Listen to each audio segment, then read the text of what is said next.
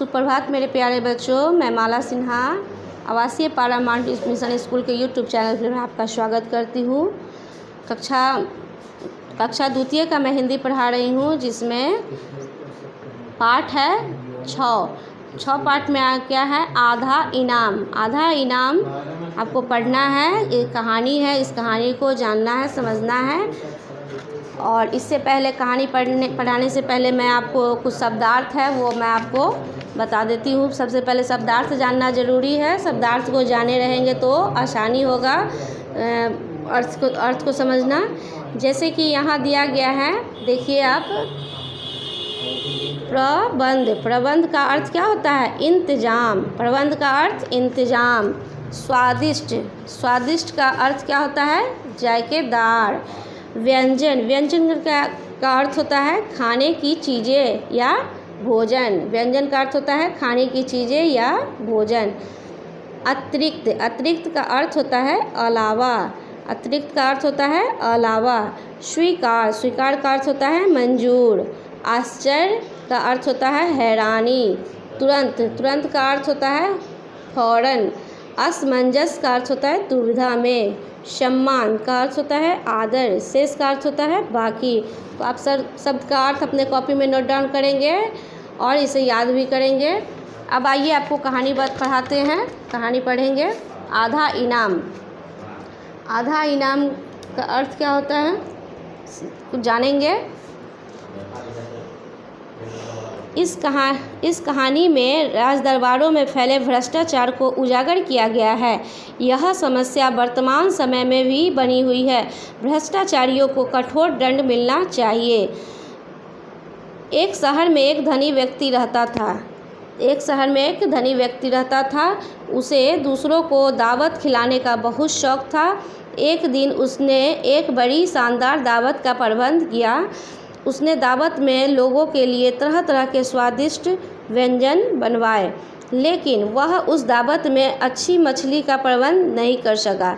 इसलिए उसने झींगा मछली लाने वाले को अच्छा इनाम देने की घोषणा कर दी। उसने पूरे शहर में मुनादी करवा दी कि जो आदमी झींगा मछली पकड़ कर लाएगा उसे धन की अतिरिक्त एक अच्छा इनाम भी दिया जाएगा। तो एक शहर था जिसमें एक बहुत धनी यानी कि बहुत अमीर व्यक्ति रहता था। तो उसमें वो बहुत शौकीन टाइप का वो था।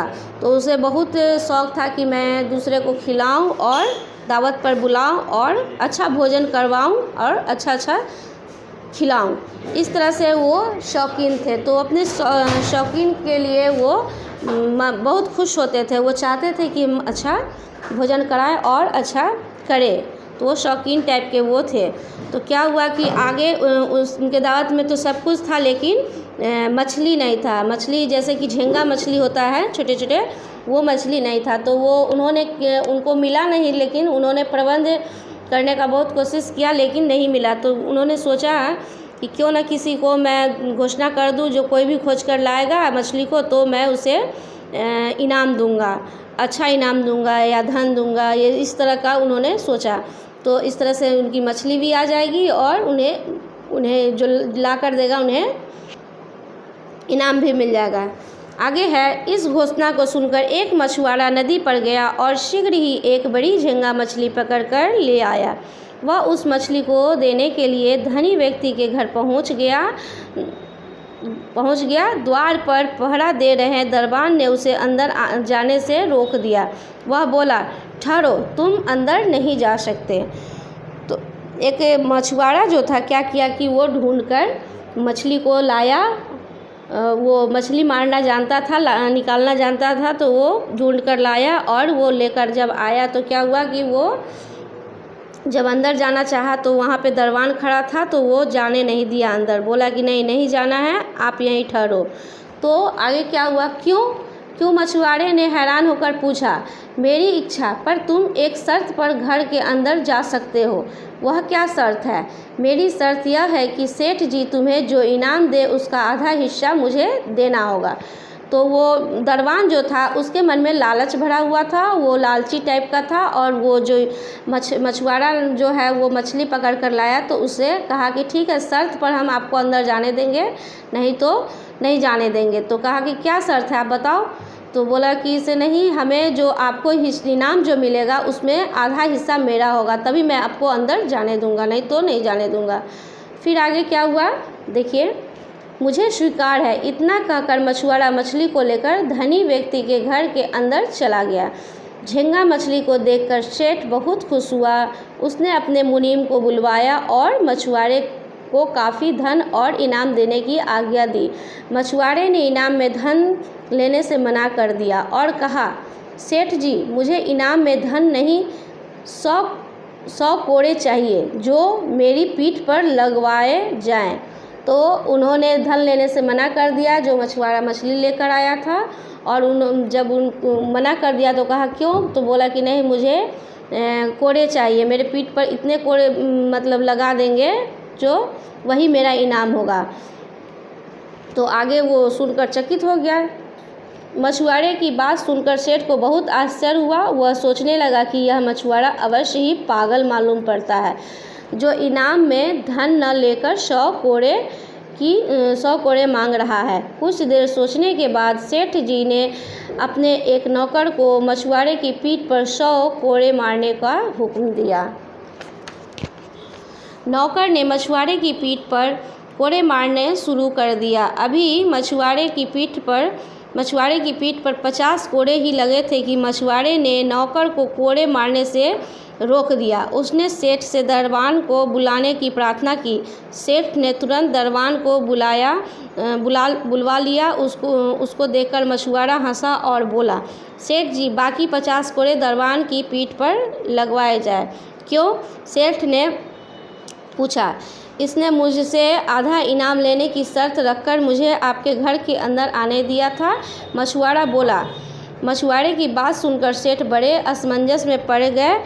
उसने मछुआरे से पूरी बात सुनाने के लिए कहा। मछुआरे ने शुरू से अंत तक पूरा किस्सा सुना दिया। मछुआरे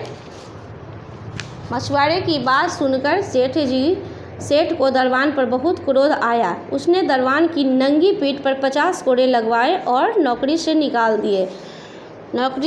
दिए। तो क्या हुआ बच्चों कि ये जो मछुआरा जो था तो उन्होंने क्यों इस तरह से मांगा कि हमें धन नहीं चाहिए, मुझे मेरे पीठ पर 100 कोड़े डाल दो।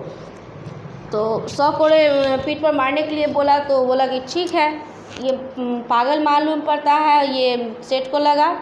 तो बोला कि ठीक है, इसको कोड़ा बरसाया जाए, मारा जाए। तो 50 कोड़ा जब लगा तो 50 कोड़ा के बाद बोला कि रुक जाओ।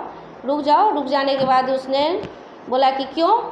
तो बोला कि नहीं, जो आपके दरबान जो है उन्होंने कहा है कि मुझे आधा इनाम चाहिए, जो तुम्हें इनाम मिलेगा उसका आधा इनाम मुझे चाहिए। तो कहा कि इसलिए इसको आधा इनाम 50 कोड़ा इसको दिया जाए। तो उन्होंने पूरा कहानी पूछा कि क्या बात है। तो इन्होंने अंदर आने से हमें मना कर रहा था और इसमें शर्त लगाया हुआ था कि ये हमें आधा इनाम मिले। तो इस तरह से इसके मन में लालच भरा हुआ था और इसकी सेठ जब सुने तो इसको काम से निकाल दिया, दरबान से निकाल दिया। आगे सेठ मछुआरे की ईमानदारी और सच्चाई से बहुत खुश हुआ। उसने उसे दुगना धन तथा सम्मान देकर विदा किया। मछुआरा अपनी ईमानदारी और सच्चाई का सही इनाम पाकर धनी हो गया और मज़े से शेष जीवन बिताने लगा। तो बच्चों इस कहानी में क्या है, ईमानदारी और सच्चाई की कहानी है कि हमेशा मनुष्य को ईमानदार और सच्चा होना चाहिए। कभी भी किसी चीज़ का लालच में नहीं फंसना चाहिए। और जो हमारा ईमानदारी है, जो हमारा सच्चाई है, जो हम उस पर अटल रहते हैं तो हमें अपना थोड़ा सा परेशानी होता है, कष्ट होता है, बट क्या होता है कि हमें सच्चाई का रास्ता जो होता है बहुत अच्छा होता है। और हम सच और ईमानदारी से रहेंगे तो हमें कभी कठिनाई नहीं होगी, थोड़ा सा परेशानी होगा लेकिन हम अच्छे बनेंगे और अच्छा करेंगे और हमारा जीवन सफल होगा। कभी भी किसी की बातों में नहीं आना चाहिए और लालच में नहीं पड़ना चाहिए। हमें अच्छा व्यतीत करना है, अच्छा करना है, अच्छा बनना है तो हमें सच्चाई और ईमानदारी के रास्ते पर ही चलना होगा, तभी हमारा जो जीवन है वो। इस कहानी से बच्चों आपको क्या शिक्षा मिली कहानी को 2-3 बार आप पढ़ेंगे और समझेंगे और इस कहानी के आधार पर ही चलेंगे। हमें कभी गलत नहीं करना चाहिए और ईमानदारी से ही रहना चाहिए। नेक्स्ट टॉपिक के साथ मिलते हैं, प्रश्न उत्तर के साथ। धन्यवाद।